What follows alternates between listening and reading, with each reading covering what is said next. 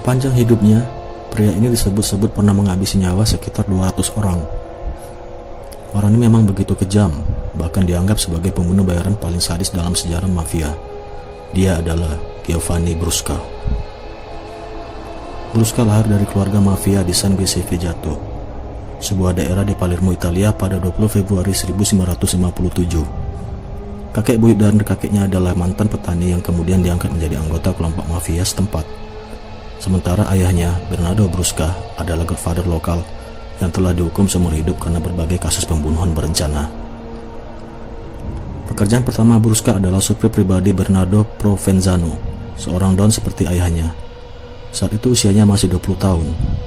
Sejak itu pangkatnya naik menjadi bagian pembunuh bayaran Corleonesi, sebuah faksi dalam jejaring mafia Sisilia yang mendominasi Cosa Nostra pada 1980-an dan 1990-an, yang berada di bawah komando Salvatore Totorina. Sejak ayahnya ditangkap pada 1989, Brusca lah yang menggantikannya sebagai Capomandamento. Kekejaman Brusca pun tak terbendung. Ia menjelma seperti monster haus darah. Sebab itu pula ia punya beberapa julukan: si Algojo, si Eksekutor, dan terakhir yang paling sering disebut orang, si Babi. Semua julukan ini pada dasarnya merujuk sifat kejamnya. Sebuah kasus tahun 1993 menunjukkan betapa sadisnya Brusca. Ia menculik, membunuh, lalu merendam bocah berusia 11 tahun bernama Giuseppe Di Matteo ke dalam larutan asam. Di Matteo adalah anak dari Santino Di Matteo, biasa dikenal dengan nama Mezzanasca, salah satu anggota Cosa Nostra dari wilayah Altofonte. Ketika tertangkap pada 1992, Santino secara mengejutkan bersedia bekerjasama dengan aparat untuk mengungkap kasus pembunuhan dua hakim pemberani anti-mafia, yaitu Giovanni Falcone dan Paolo Borsellino. Mengetahui hal tersebut, Salvatore Rina berang bukan main. Ia pun mengutus Brusca untuk menghabisi Santino.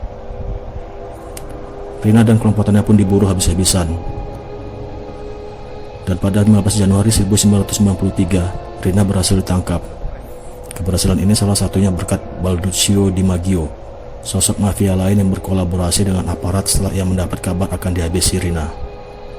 Pada November 1993, Santino yang menjadi salah satu tokoh penting dalam pembunuhan Falcone dan Borsellino juga bersedia membeberkan semua informasi kepada pengadilan. Mengetahui hal ini, Brusca menjadi berang.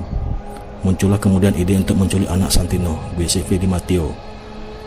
Menurut pengakuan salah seorang penculik yang bernama Gaspare Spatuzza, komplotan mereka berpakaian seperti polisi dan mengatakan kepada Giuseppe bahwa ia dibawa untuk menemui ayahnya yang kala itu tengah berada dalam lindungan aparat. Giuseppe diculik selama 26 bulan oleh Brusca. Selama ratusan hari itu pula bocah ini mengalami siksaan, dan selama dalam penyiksaan, Brusca selalu mengabadikannya dengan foto. Dan berbagai foto mengerikannya kerap dikirim ke Santino agar ia bungkam. Ketika Santino akhirnya mencoba bernegosiasi, Brusca yang sudah tak tahan memutuskan membunuh Giuseppe dengan cara dicekik. Tak hanya itu, tubuh Giuseppe juga direndam ke dalam tong berisi cairan asam. Dalam istilah Italia, tindakan kejam ini disebut sebagai lupa rabianca, yaitu sebuah upaya menghalangi penyelidikan dengan menghancurkan barang bukti. Tapi tak lebih dari itu, Brusca memang sengaja melakukannya agar keluarga Giuseppe, terutama Santino sebagai ayahnya, tidak dapat menguburkan jasad sang anak. Akhirnya pada 20 Mei 1996, Brusca berhasil ditangkap oleh kepolisian Italia di sebuah rumah kecil di Agrigento ketika ia sedang makan malam bersama keluarganya. Penangkapan tersebut dirayakan oleh puluhan polisi. Mereka bersorak-sorai, menyembunyikan klakson, hingga saling berpelukan. Beberapa mencopot topeng untuk menunjukkan mereka tidak lagi takut kepada mafia. Akibat dari perbuatan itu, akhirnya Brusca didakwa hukuman seumur hidup oleh hakim pengadilan karena berbagai kasus kejahatan yang telah dilakukannya, terutama sebagai salah satu dalam pembunuhan Falcone dan Borsellino.